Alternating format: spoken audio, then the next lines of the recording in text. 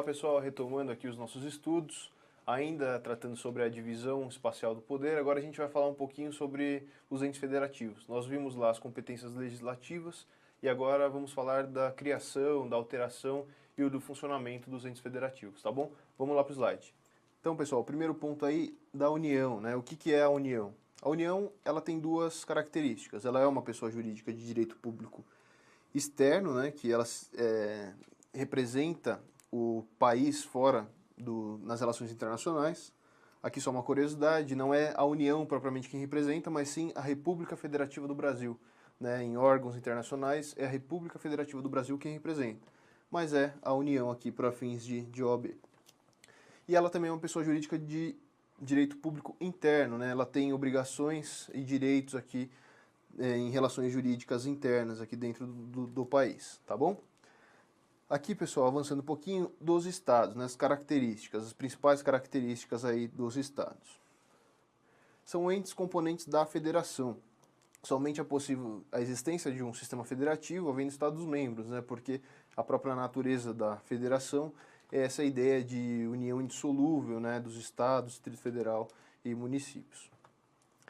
E os estados-membros eles possuem autonomia e têm capacidade de auto-organização e autolegislação, portanto de legislarem sobre os temas, como a gente viu lá no bloco passado, de autogoverno, né? Eles têm uma independência governamental, existe um poder, um chefe do executivo estadual, e auto-administração, também exercida aí pelo chefe do poder executivo. A norma máxima de um Estado é uma Constituição estadual, lembrando lá da nossa primeira aula sobre poder constituinte derivado decorrente, né? Os Estados eles têm competência para disporem sobre as suas próprias constituições. É lógico que elas devem ter uma consonância com a Constituição Federal, mas podem tratar de alguns temas específicos que a Constituição Federal não traz. Né? E ele é produto da manifestação do poder constituinte aqui derivado do decorrente, como a gente havia visto. O Poder Legislativo Estadual é unicameral, formado pelas Assembleias Legislativas, né, onde atuam os deputados estaduais. Os estados podem, mediante lei complementar estadual, criar regiões metropolitanas, aglomerações urbanas e microrregiões, constituídos por agrupamentos de municípios limítrofes. Isso aqui estava no último problema nosso, a gente viu, o estado ele tem essa competência legislativa, por meio de lei complementar, de criar essas regiões metropolitanas, aglomerações urbanas e micro-regiões. Então, avançando aqui um pouquinho. Como é que se processa a alteração da estrutura desses Estados-membros? Né? A Constituição ela permite a incorporação, a fusão, a subdivisão, o desmembramento ou a formação de novos estados ou territórios federais. O que são isso? Então, vamos lá. Primeiro, a fusão. A fusão ela representa a reunião de dois Estados-membros em um só. Então, dois estados distintos, eles se unem, formando um novo estado e extinguem-se os estados anteriores. Então, hipoteticamente, vamos imaginar que o estado de São Paulo e o estado do Rio de Janeiro se unem em um único estado. Então, deixam de existir São Paulo e Rio de Janeiro e passa a existir o estado X, né? Representa aqui a extinção dos estados originários com a criação de um novo estado. Incorporação. Um estado se agrega ao outro, né? Então, extingue-se apenas o estado agregado ou incorporado. Então vamos supor que o estado de São Paulo incorpora o estado do Rio de Janeiro. Então deixa de existir o estado incorporado, Rio de Janeiro, e ele passa a fazer parte aí do território do estado de São Paulo. Né? O estado de São Paulo permanece existindo. Subdivisão. Divisão de um estado membro em dois, extinção do estado originário. Então vamos supor que o estado de São Paulo ele se divide em dois estados. Então pega a região norte, a região sul do estado, e se divide em dois, e aí criam-se o estado norte e o estado sul, tá certo? Então, subdivisão, divisão de dois estados-membros e extingue-se o estado originário. Desmembramento, por fim, é o fracionamento de um estado-membro em dois ou mais. Mantém-se o estado originário. Aqui na subdivisão a gente viu que o estado ele é dividido em dois e o estado originário ele se extingue. O desmembramento, por sua vez, ele também é dividido em dois ou mais, mas mantém-se o estado originário e criam-se outros. Então não representa uma diminuição do número de estados, apenas a ampliação com a criação de novos estados. Quais são os requisitos para qualquer uma dessas hipóteses, de fusão, incorporação, subdivisão ou desmembramento? Primeira coisa, deve haver uma aprovação da população diretamente interessada, mediante plebiscito, hein, pessoal? Grava aqui, ó, mediante plebiscito a população diretamente interessada aprova qualquer tipo de alteração na estrutura do Estado. E quem é a população diretamente interessada? Qualquer um que possa ser afetado por qualquer um desses tipos de alteração.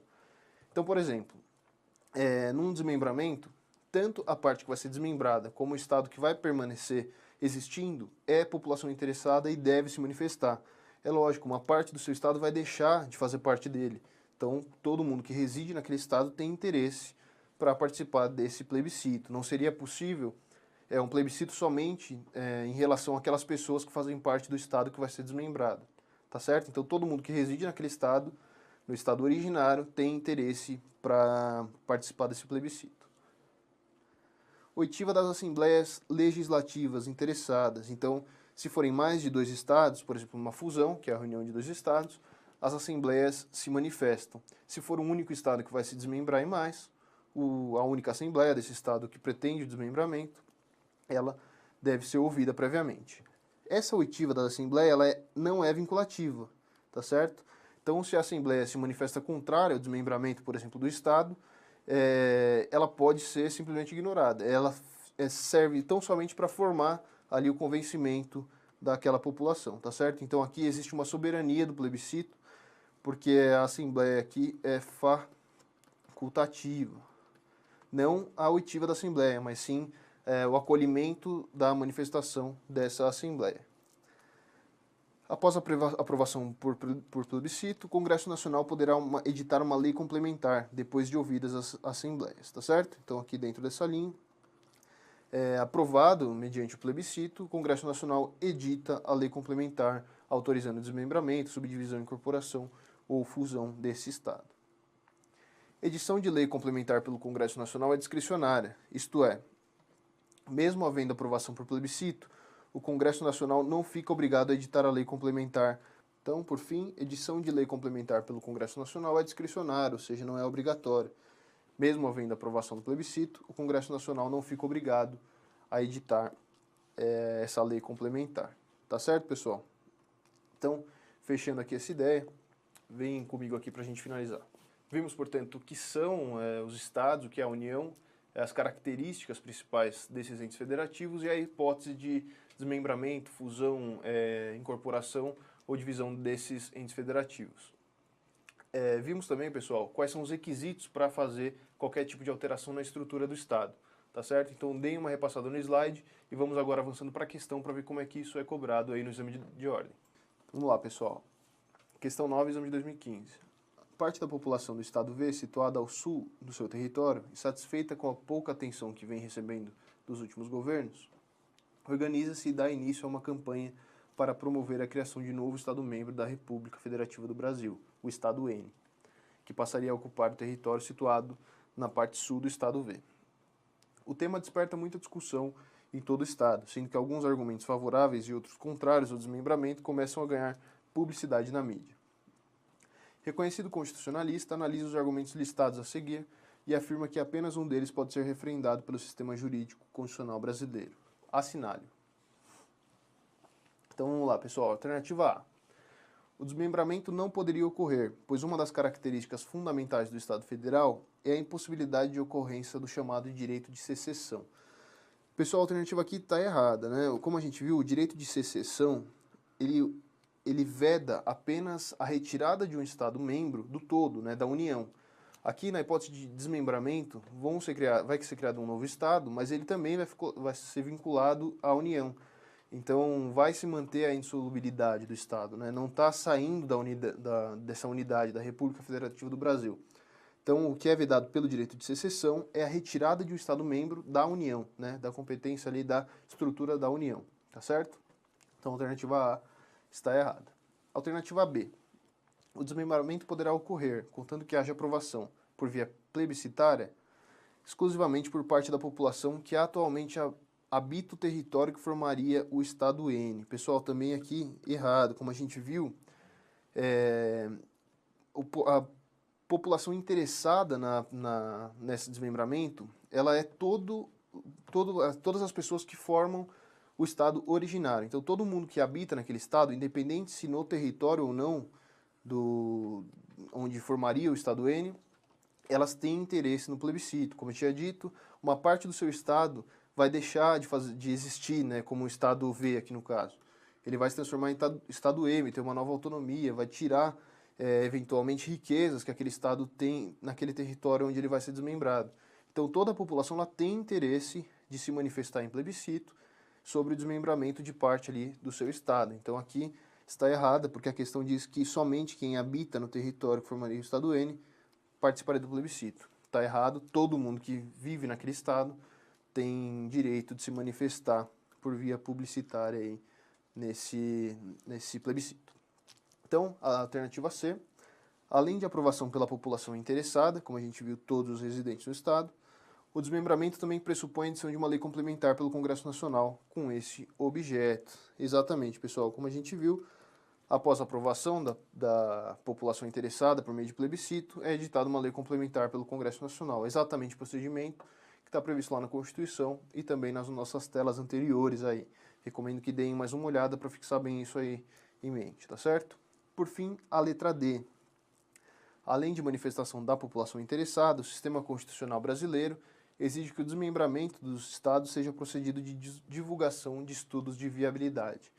Pessoal, aqui, como a gente vai ver um pouco mais adiante, a exigência de estudo de viabilidade, ela é cabível apenas na criação de novos municípios, a gente vai ver um pouco mais à frente. Mas você resolveria essa questão pela nossa tela anterior, porque não existe dentro dos requisitos que a gente colocou a necessidade de um estudo de viabilidade do desmembramento, tá bom? Então, a gente vai avançar mais um pouquinho aí na parte do município, mas aqui a alternativa C seria a alternativa correta. Além da aprovação pela população interessada, o desmembramento também exige uma lei aí do Congresso Nacional com esse objeto, tá bom? Só para fixar mais uma questão, questão número 10, o exame de 2006. Indique a alternativa correta. Letra A. O plebiscito é uma consulta popular posterior ao ato legislativo ou administrativo. Pessoal, errado, né? Como a gente viu, o plebiscito ele é prévio a qualquer ato. Então você consulta anteriormente a população e posteriormente aprova o ato que era pretendido. Então aqui não se trata de posterior, né? Você não primeiro, no caso que a gente viu, você não desmembra primeiro o Estado para depois consultar a população se tem interesse nesse desmembramento. É um procedimento lógico. Primeiro você consulta e depois, havendo concordância, aprovação dessas pessoas, você pratica o ato pretendido, tá certo? Então a alternativa A está errada. O desmembramento é a separação do todo em diversas parcelas, as quais formulam unidades independentes, razão pela qual o Estado-membro originário deixa de existir, com a superveniência de 2 ou mais novos Estados da Federação ou territórios federais. Não, pessoal, o desmembramento, como a gente viu, ele mantém o Estado-membro, o Estado originário, né? Ele cria um novo Estado, né? Uma parcela do Estado originário passa para um novo ente federativo, mas o Estado originário ele se mantém, embora reduzido territorialmente, ele se mantém, tá certo? Então o desmembramento é aquele que representa uma separação do Estado originário para a criação de um novo Estado, mantendo-se, portanto, a identidade desse Estado originário que foi desmembrado. Então a alternativa B também está equivocada. Alternativa C. O desmembramento, a subdivisão e a fusão dos Estados-membros dependem de aprovação da população diretamente interessada em plebiscito convocado pelo Congresso Nacional. Exatamente como a gente viu, qualquer tipo de alteração da estrutura do Estado pressupõe a aprovação da população interessada, tá certo? E esse plebiscito, que é o meio de aprovação dessa consulta popular, ela é convocada pelo Congresso Nacional, tá bom? Então a alternativa C aí é a alternativa que está de acordo com a Constituição. A alternativa D, as manifestações das Assembleias Legislativas acerca da fusão dos Estados-membros têm caráter vinculativo, razão pela qual não vinculam o Congresso Nacional. Pessoal, como a gente viu, a manifestação das Assembleias, elas não têm caráter vinculativo. Elas servem para formar a opinião, para formar o convencimento daquelas pessoas que vão aprovar, tá certo? Então a alternativa D aqui é inteiramente também equivocada. A alternativa correta é a alternativa C. Desmembramento, subdivisão e a fusão dos Estados-membros dependem de aprovação da população diretamente interessada em plebiscito, convocado pelo Congresso Nacional. Então vem comigo aqui, pessoal. Vimos, portanto, as hipóteses de alteração da estrutura do Estado, os requisitos e as situações que ensejam essa alteração, E o procedimento prévio, sempre ressaltando a soberania popular, a soberania da vontade popular em relação à alteração da estrutura daquele Estado, né? Sempre por meio de plebiscito e com edição de lei complementar. Tá bom? Vamos avançando mais um pouquinho, ainda dentro do tema das estruturas dos entes federativos. Vamos lá. Primeiro ponto, os requisitos para a criação e alteração da estrutura dos municípios. Tal como o Estado, poderá haver fusão, incorporação, subdivisão ou desmembramento do município, desde que, e aqui sim, pessoal, divulgação de estudo de viabilidade municipal nos termos estabelecidos em lei federal. Sim, para município a gente existe a necessidade de divulgação de estudo de viabilidade municipal, tá certo? Anuência das populações dos municípios envolvidos por meio de plebiscito convocado pela Assembleia Legislativa do Estado, onde se situar o município a ser conduzido pelo TRE. Então também aqui a mesma regra, né, do que para a alteração dos estados, mas aqui a condução desse procedimento é feita pelo TRE. Aprovação em lei estadual, tá certo? A lei estadual aprova a criação de um novo município após obedecidos esses requisitos: estudo de viabilidade, anuência da população, convocação da Assembleia Legislativa, etc. Lei complementar federal estabelecerá momento no qual poderão ser alteradas as estruturas municipais. Atualmente não há possibilidade de criação de novos municípios. Então a lei complementar federal ela vai dispor sobre o momento que é adequado à criação de novo município. Então ela deve ter uma prévia edição de lei complementar federal autorizando a criação de um novo município. Não existindo essa lei, como é a hipótese atual, não se permite a criação de um município novo, tá certo? Ainda que respeitadas as outras características. E quais são as características dos municípios? Bom, tal como os estados, eles têm também autonomia e capacidade de auto-organização e autolegislação. Eles podem legislar interesse local e aquelas competências estabelecidas pela Constituição. Autogoverno, aqui também exercido pelo chefe do Poder Executivo Municipal, o prefeito. E autoadministração, também exercida aí pelo prefeito, de acordo com as competências municipais e a descentralização ali do poder municipal. A norma que cria e regulamenta o funcionamento do município é a Lei Orgânica Municipal, tá certo? Então, na União você tem a Constituição Federal, nos estados a Constituição Estadual e nos municípios a Lei Orgânica. Parcela da doutrina considera que a Lei Orgânica ela seria uma Constituição Municipal sobre a roupagem de uma lei ordinária, tá certo? Mas como estabelece a própria Constituição, vamos deixar aqui como Lei Orgânica, pura e simplesmente para fins de prova. Poder Legislativo Municipal é unicameral, formado pelas câmaras municipais, que tem como integrantes os vereadores aí do município, tá bom? Então essas são as principais características aí do município. Vamos lá, pessoal, avançando aqui, a gente vai ver agora as peculiaridades dos municípios, né? É importante ter em mente aí, porque ele tem algumas situações diferentes aí dos estados e da União, portanto que a gente ainda não viu. Primeiro ponto, não existe poder judiciário municipal. O que existe é um poder estadual com atuação nos municípios, né? Todos os municípios lá, a maioria dos municípios, existe uma unidade do poder judiciário estadual que exerce as funções ali no município, tá certo? Mas não existe um poder judiciário municipal propriamente. Lei orgânica que rege o município deve ser votada em 2 turmos. Aqui a lei orgânica municipal que a gente tinha visto, né? Que é a espécie de Constituição Municipal. Ela deve ser votada em 2 turmos, com um intervalo de 10 dias entre eles, e aprovação por 2/3 dos vereadores da Câmara Municipal. A lei orgânica, evidentemente, ela deve estar em consonância não só com a Constituição Federal, como também com a Constituição Estadual. Aqui também não há, a ideia é tal como lá na Constituição Federal e na Constituição Estadual, a aplicação do princípio da simetria. Então a própria entidade que criou, que editou aquela lei orgânica, é quem a promulgará. Então aqui a Câmara Municipal vai promulgar a lei orgânica, tá certo? Então a Constituição é promulgada pela Assembleia Constituinte, a Constituição do Estado também pela Assembleia Legislativa e a lei orgânica municipal pela Câmara do município, tá bom? Os limites estabelecidos pelo artigo 29 da Constituição, que dispõe aí sobre a criação de lei orgânica, não podem ser restringidos ou ampliados por essa lei orgânica. Então, a Constituição ela estabelece as regras e peculiaridades para a criação dessa lei orgânica, que vai reger toda a atuação do município, ela não pode ser limitada, né? A lei orgânica municipal, ela não pode determinar uma restrição dos ideais trazidos pelo artigo 29 da Constituição Federal. Recomendo uma leitura rápida, pessoal, artigo pequeno aí para vocês abordarem. E por fim, municípios com mais de 200 mil habitantes elegerão seus prefeitos com base no sistema majoritário, em 2 turnos. Municípios com menos de 200 mil habitantes observará o sistema majoritário em um único turno. Então, somente haverá 2 turnos quando o município tiver mais de 200 mil habitantes, tá bom? Vimos aí as principais características e peculiaridades dos municípios, a hipótese de criação da lei orgânica, que é a lei maior dentro de um próprio município, que vai reger toda a atuação, vai organizar o município, as suas estruturas. E para fechar agora, para fixar bem essa matéria, vamos ver como é que isso foi cobrado aí nos últimos exames de ordem. Vamos lá. Então, pessoal, aí continuando na questão número 11, exame de 2011. Os estados são autônomos e compõem a federação com a União, os municípios e o Distrito Federal.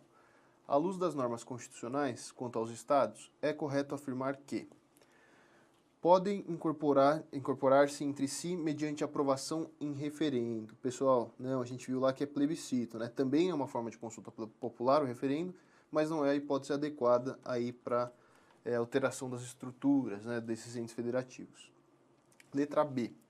A subdivisão não pode gerar a formação de novos territórios. Pessoal, como está previsto lá na Constituição Federal, é possível sim a criação de novos territórios. Então essa negativa aqui da alternativa também está errada. Alternativa C, o desmembramento deve ser precedido de autorização por lei ordinária. Não, pessoal, como a gente viu lá, um dos requisitos, a autorização por meio de lei complementar. Então aqui, lei complementar que autoriza o desmembramento. Letra D, se requer lei complementar federal aprovando a criação de novos entes estaduais. Então realmente aqui, como a gente viu, lei complementar federal é a alternativa correta, tá certo? Então, avançando aí para poder fixar bem, mais uma questão. Questão número 12 da nossa aula, exame de 2014. José é cidadão do município W, onde está localizado o distrito de B. Após consultas informais, José verifica o desejo da população distrital de obter a emancipação do distrito em relação ao município de origem. De acordo com as normas constitucionais federais, dentre outros requisitos, para legitimar a criação de um novo município, são indispensáveis. Bom, pessoal, aqui, como a gente viu, alternativa A, referendo a gente consegue eliminar porque a consulta popular é formada por meio de plebiscito e não de referendo. A alternativa B também está errada porque não é lei municipal que é exigida para a criação de um novo município, né, para um desmembramento. Então aqui a lei municipal também está errada. Letra C, lei municipal e referendo, as duas hipóteses aqui estão erradas também, porque é lei estadual e plebiscito. E a alternativa D, portanto, é a alternativa que resta aqui como correta, porque exige-se a lei estadual e a consulta popular mediante plebiscito. Tá bom, pessoal? Então, fechando aqui os municípios, voltando comigo, vimos, portanto, aí todas as características e peculiaridades dos municípios e a forma como esses temas são cobrados aí no exame da ordem. Tá bom? Então vamos avançando mais um pouquinho agora no Distrito Federal, o último ente federativo que a gente vai estudar nessa nossa terceira aula. Vamos lá. Distrito Federal. Quais são as características desse ente federativo? O Distrito Federal, ele, tal como os estados e os municípios, ele também tem a capacidade de auto-organização, autolegislação, autogoverno e auto-administração. Aqui, pessoal, dada a característica híbrida dele, a gente vai ver que ele tem características de entes estaduais e municipais. Então, por exemplo, a norma que cria e regulamenta o Distrito Federal é a lei orgânica e não a Constituição Estadual, embora ele seja governado pelo governador, tá certo? O poder legislativo do Distrito Federal é unicameral e é formado pelas câmaras distritais, também aqui uma característica municipal do Distrito Federal, que tem como integrantes os deputados distritais. Veja, como a gente viu, os municípios têm como poder legislativo as câmaras, que por sua vez são formadas aí, têm como integrantes os vereadores. Aqui no caso do Distrito Federal, ele é também formado por câmaras, porém são deputados distritais que exercem aí os seus mandatos nessas câmaras. Possui como chefe do Poder Executivo o governador do Distrito Federal. E por fim, o Distrito Federal não pode ser dividido em municípios. além de não haver previsão de criação de regiões metropolitanas, aglomerações urbanas e micro-regiões. Isso aqui, pessoal, vedação expressa da Constituição, que veda a subdivisão aí do Distrito Federal em municípios. Por isso que a gente vê como um ente federativo único, tá certo? Peculiaridades desse ente federativo que é o Distrito Federal, decorrente da sua natureza híbrida aí, tá certo? Então, portanto, de competências e características estaduais e municipais. Então, vamos lá. Por não ser possível a divisão do Distrito Federal em municípios, ele assumirá características tanto de estado como de município, como a gente vem falando. Nesse sentido, título de exemplo, o DF ele é criado por lei orgânica, que é uma natureza de uma característica municipal, e é chefiado pelo governador de estado, característica estadual. Desculpa, governador distrital, que é uma característica estadual. Tem como poder legislativo a Câmara Distrital, característica municipal, e tem competências legislativas tanto municipais como estaduais. Tá bom? Então, voltando comigo, importante a gente notar em relação ao Distrito Federal, sempre deixar muito claro essa divisão, essa característica híbrida desse ente federativo. Então, sempre colocando muito claramente essa questão de ele ter tanto competências e características estaduais como competências e características municipais, tá certo? Então, essas competências são tanto administrativas em relação ao chefe do executivo, como também competências legislativas. Para finalizar a nossa aula, vamos ver como é que isso foi cobrado no exame da ordem. Vamos lá. Questão número 13, aqui modificada. Pessoal, fizemos uma leve modificação aqui para colocar o tema. Acerca do sistema federativo brasileiro, assinale a opção incorreta.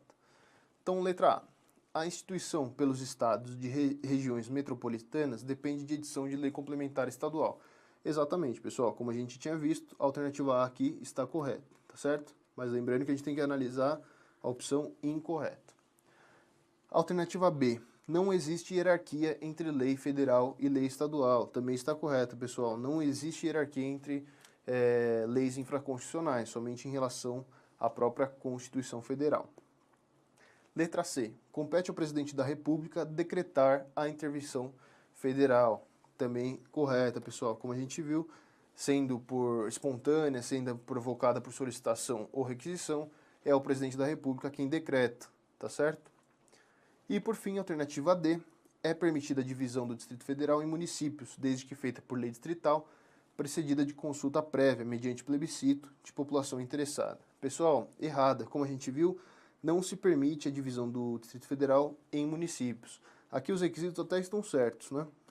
Porém, dado o mandamento expresso da Constituição, não se permite a subdivisão do Distrito Federal em municípios. Tá bom, pessoal? Então, voltando comigo aqui, vimos aí os principais pontos sobre a divisão espacial do poder, tanto as competências legislativas como as características dos entes federativos, a forma de fusão, qualquer tipo de alteração das estruturas desses entes federativos. Então, diante disso, a gente finaliza esse terceiro bloco e a gente pede uma leitura dos artigos que foram mencionados e também dos nossos slides aí, sempre lembrando que a gente está aqui para esclarecer qualquer dúvida que eventualmente vocês tenham aí no decorrer do seu estudo, tá certo? Vamos ficando por aqui, continuem com a gente aí nas próximas aulas. Obrigado!